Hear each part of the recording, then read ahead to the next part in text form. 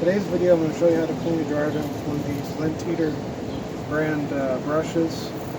This is definitely the best product I've used to clean these. I'm going to show you a few tips to make this process a lot easier and avoid getting the rod stuck in the pipe. First of all, you cannot use this with any kind of foil flexible ducting. You can use those anyway, they're a fire hazard and they run up your electric bill because of the friction of the airflow. When you do this, make sure you wear safety glasses. You don't need to tape these as long as you don't put the drill in reverse. You should never put the drill in reverse. If you have to do it, it's because you hit something so hard that if you were to try to force it out, you'd probably break something anyway. You're best off at that point opening up the pipe and fixing it. I don't think you'll ever run into that situation though. You probably will need to get the extension kit, which is pretty, I will say, when it's good, it's pretty pricey, but it lasts an eternity. You're just one of these.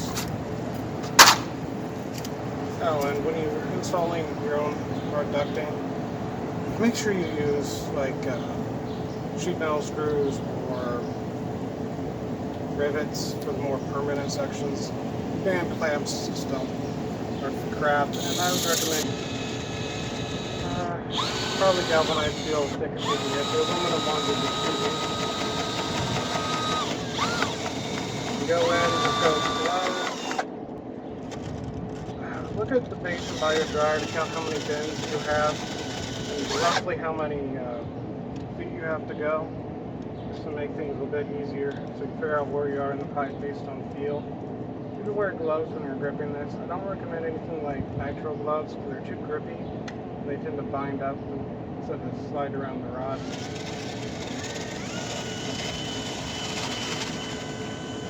Nice and slow, you'll feel when you actually hit the first bend, it just kind of stops. So then you go real slow, put a little pressure on it, swirl around, then you'll feel it catch and pull, kind of screws in. Try not to use more than, say, 2 lengths at a time, and go back and forth. At a time, I mean, insert most 2 lengths and then start adding more. Otherwise, if you were to come across an area where there's some more resistance, these things since they're pretty flexible, they can kind of bind up and twist and cause some issues. Just like a drain snake, if you don't get the right size or using something really tough. Once you get it started, you don't have to crouch or anything. You can just stand up. Makes things a lot easier.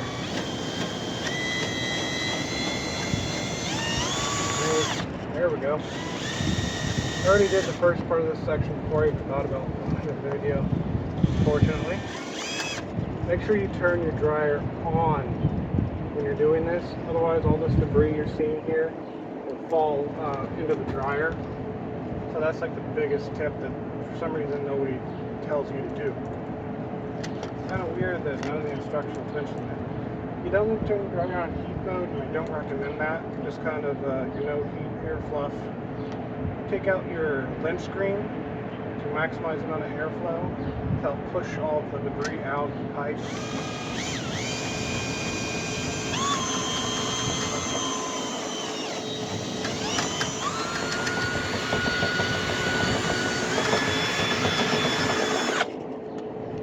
Most of your lamps tend to bend built up in the joints, mostly your 90-degree elbows and stuff.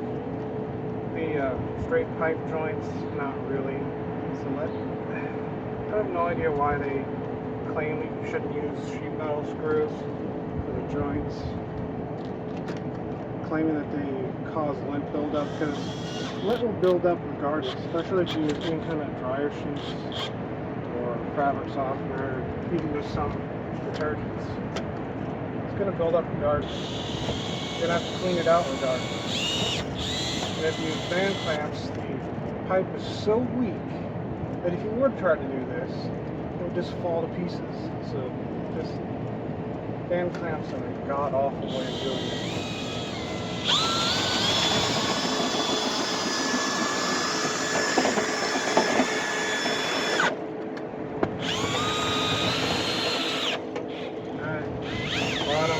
Dryer.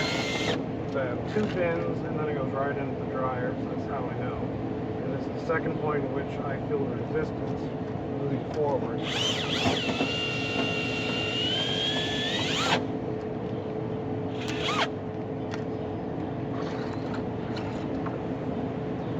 By the way, if the extension kit isn't enough, you should probably consider moving your dryer and having a shorter ducting run, because the increased pipe length will increase the resistance to airflow and run up your electric costs. Also, it'll tend to build up more lint.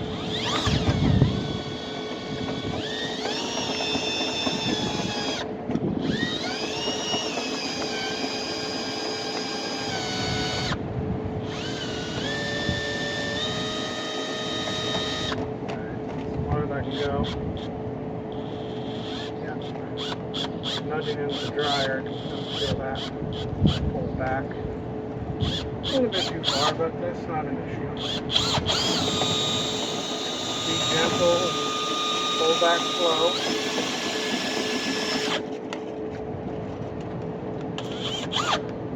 Disassemble it as you go.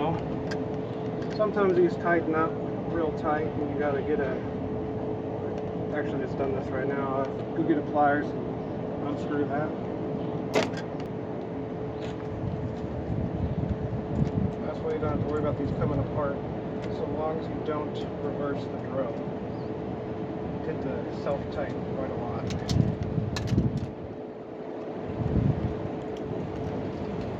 If it's not a windy day like today, when I'm doing this probably wear a respirator. I clean this pretty regularly, so there isn't very much stuff in here, but your average dryer vent will have a ton of stuff. So you don't particularly want to be breathing that. In the case of this video, I'm not wearing one just because it's awful hard to talk and I don't have good equipment to, like microphones and stuff.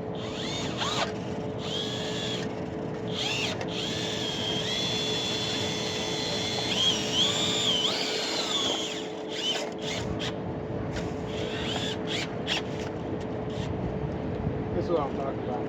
Feel it kind of binds up and then it twists around. You don't want to do that in the pipe, but especially bad when it's not in the pipe, it can whip around and get you in the face.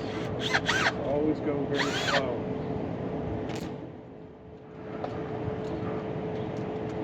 It's actually one of the biggest dangers when you're doing a drain snake.